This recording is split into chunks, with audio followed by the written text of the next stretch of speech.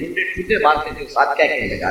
یہ کل کی کہانی ہے کہ شبرغان جانے والے کنٹینروں کے اندر طالبان بھر دیے گئے، تو ایک بوتل پانی کی بھی نہ ملی، اور جب پیاس کی شدت سے وہ تڑپے تھے ایک دوسرے کا پسینہ جا کے، اور جب وہاں جا کے کنٹینر کھولا گیا تو 300 میں سے 2 آدمی جو دکھ کی کہانی سنانے کے لیے باقی رہے۔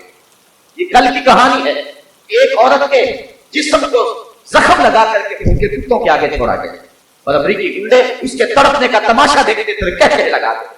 یہ کہانی پرانی نہیں ہوئی کہ ہمارے سروں سے بال نوچے گئے اور ان زخموں میں تیزاب پھینکا گیا اور ان کے تڑپنے کا تماشا دیکھا گیا۔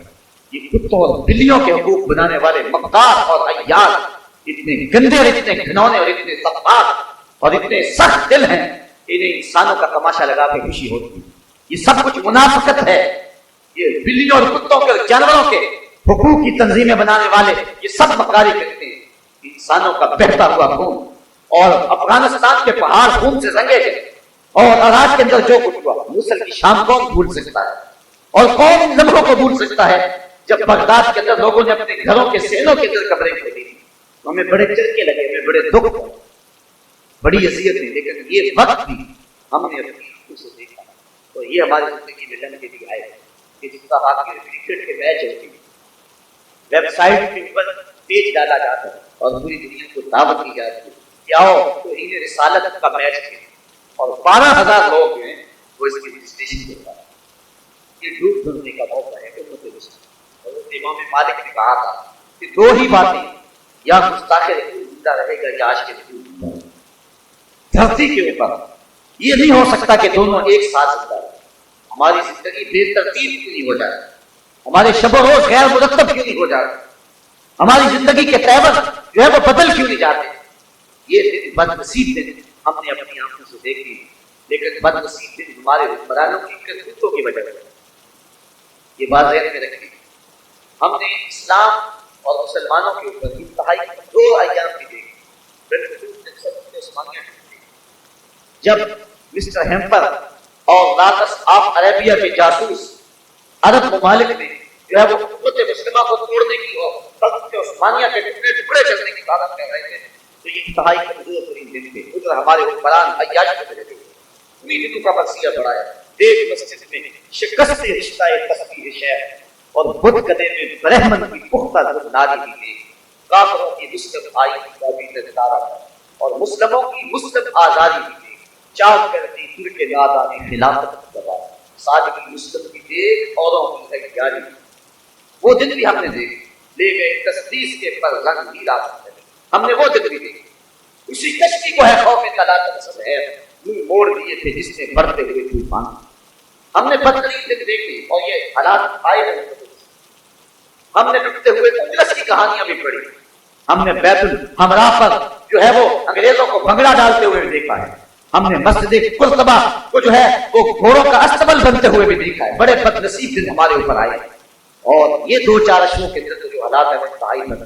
لیکن میں کہانی سنا رہا ہوں اپنے کمزور ترین دور کی، جب حضرت عثمانیہ نہ ہونے کے برابر سلطان عبد الحمید کا زمانہ ہے، اور انگلینڈ کے اندر ایک فلم کو رسالت کر رہے، اس کمزور حالات کے اندر جب کہ جینے کی راہ تلاش کر رہے تھے یہ لوگ، سلطان عبد الحمید فوجی لباس پہن کے ہاتھ میں تلوار تان کے میدان میں آیا۔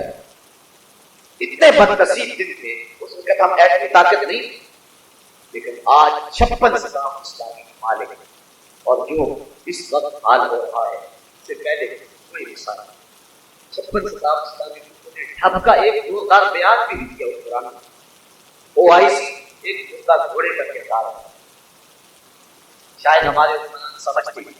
میں نے کل بھی کہا تھا زرداری بیچارے کے کو ہم کیا کریں، اس کی تو بات نہیں، لیکن یوسف رضا گیلانی کی تو کیسے کل قیامت کے دن آمنہ کے لال نے پوچھ دیا، گیلانی میری توہین ہوتی تھی اور تیرے ہاتھ میں وزارت کا قلم دان تھا، تو ایک ڈھب کا بیان بھی نہ دے سکا، تو گنبد خضرا کے مکین کے سامنے کیا جواب دے گا؟ ماں فاطمہ نے پوچھ دیا میرے بابا کی توہین ہوئی تھی اور تیری زندگی بے ترتیب نہیں ہوئی تھی، تو کیا جواب دے گا؟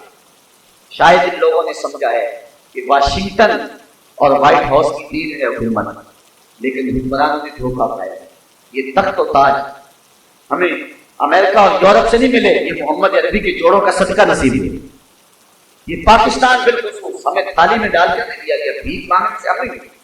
ہمارے بزرگوں نے قربانیاں دی ہیں، خون کی بہتی تھی، دھاریں آج بھی گرم ہیں جس وطن کے لیے بہی تھی۔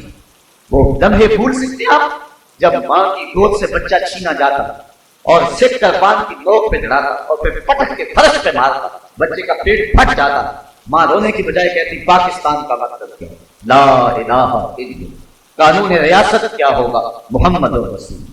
یہ پاکستان ہم نے خون دے کے دیا ہے، اپنے وطن چھوڑ کے پاکستان حاصل کیا ہے۔ دنیا کے اوپر نظریے کی بنیاد پر بات سے وجود میں آنے والا ملک ہے پاکستان، جس کا جغرافیہ بعد میں ہے، نظریہ پہلے، نظریے کی بنیاد پر یہ ملک بعد سے وجود میں ہے۔ اس کے لیے ہزاروں ماؤں نے اپنی ممتا بھری گودیاں نچھاور، سب ہلالی پرچم پہ قربانیاں پیش کی۔ پاک سرزمین یوں ہی شاد باد نہیں ہوئی، بلکہ اس کے نیچے بہت سارے لوگوں کا خون، کتنی عورتوں کا جو ہے وہ خون بہا، اور کتنوں نے اپنی آبرو سے ہاتھ دھوئے۔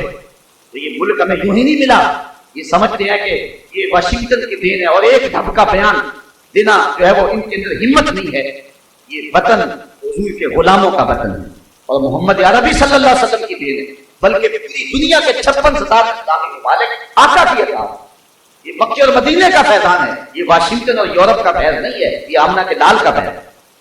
حضرت عمر رضی اللہ تعالیٰ عنہ گزر رہے عرض فہامہ سے پھوٹ پھوٹ کے رہنے لگے۔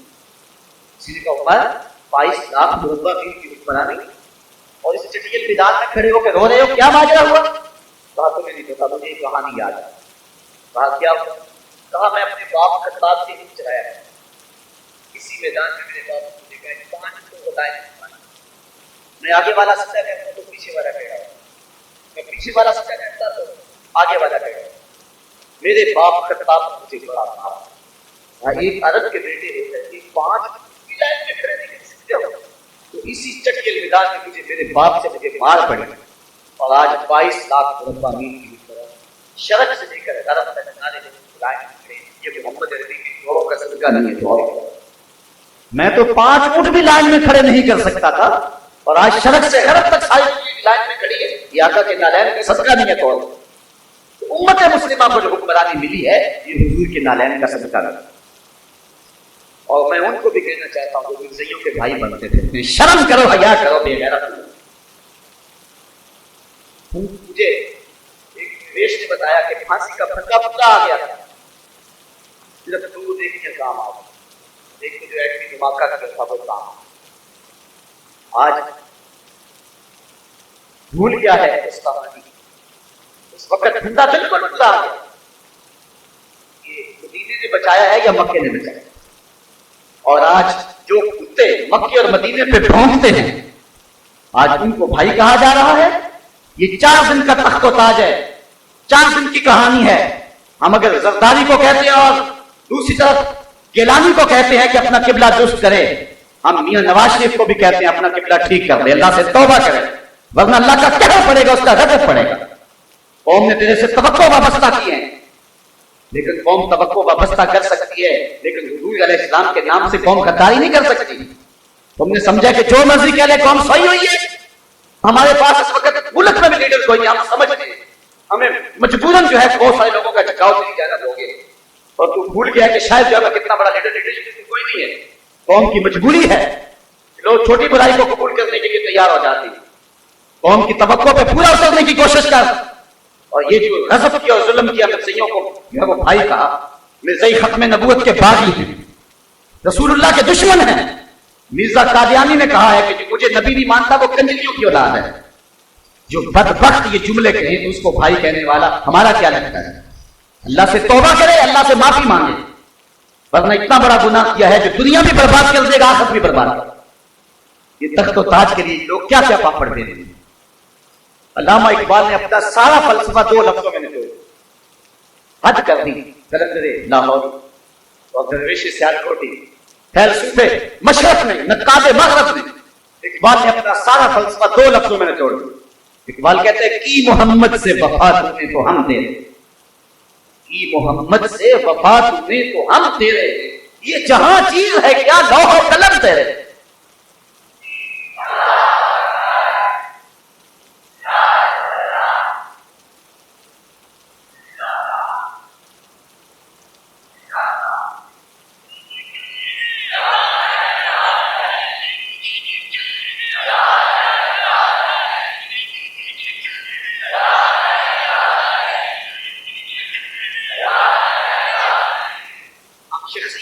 نہیں ہیں، فتنہ ملت بیضا ہے مسلمان سلامتی کا پرستار۔ ہم نہیں ہیں شخصیت پرست نہیں ہیں، غلام خواجہ ہم تو ساکا کہتے ہیں، میرے کارواں ہے میرے حجاز اپنی، اس نام سے باقی ہے آرام جہاں۔